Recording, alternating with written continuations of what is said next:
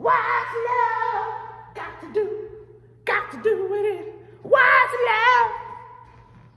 Hold on. I'm kind of need my coffee. What's love got to do? People, good morning, by the way.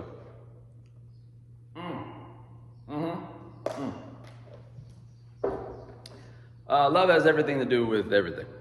It really does. And I think that we know that. We should know that.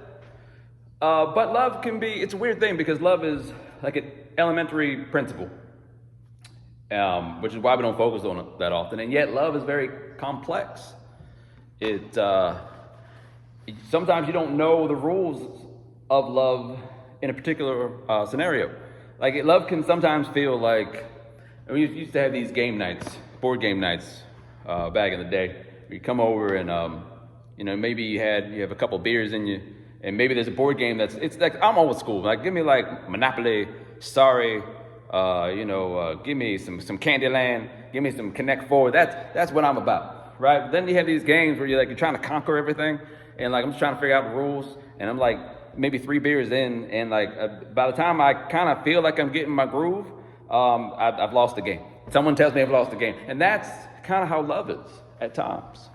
And I feel like Christians should know better. I really do, because we commune with love, God, all the time, every single day. God is love, and for us to be so bad at love is kind of embarrassing, I gotta say.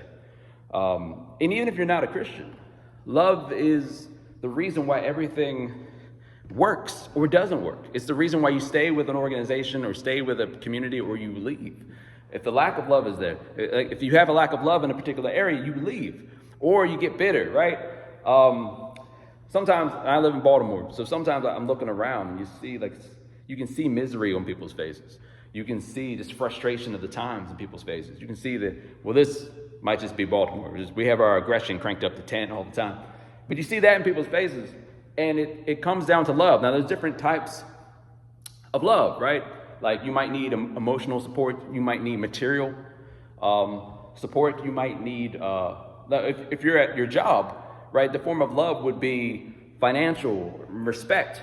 And if you're not getting that, you're probably going to leave. If you are getting it, then you'll feel comfortable. You'll stay. So there's just different types of love. Come to a church. You're looking for spiritual guidance. You're looking for some support in your life. You're looking for a place where you can feel like you belong, a place where you feel like you can be yourself. So a lot of different variables of love, and to not find it, especially in the house of God, again, God who is love, is problematic, people. So I'm going to read a scripture that is very well known. Even if you're not a Christian, you might know it. I read this at weddings all the time. It's 1 Corinthians 13. Y'all know it.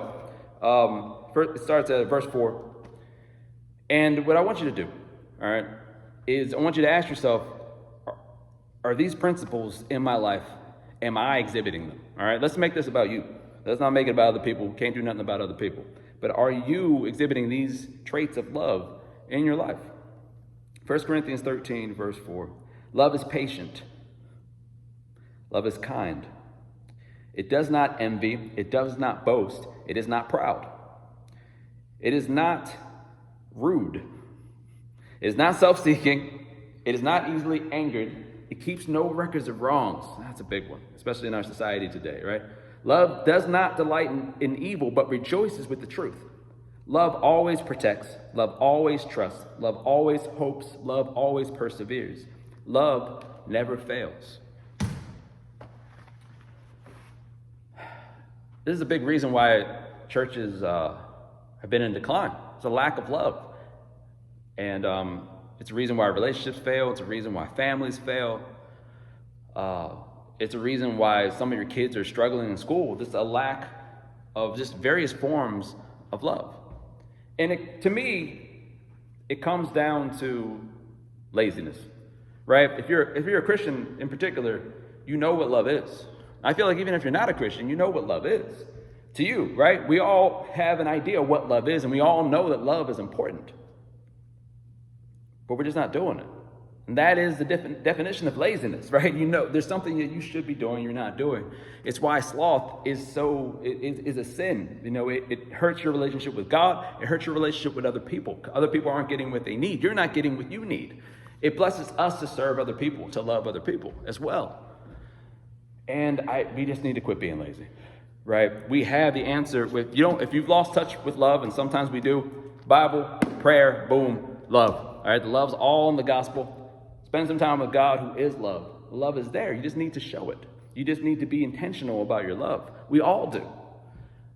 Otherwise, we're going to continue to fall apart.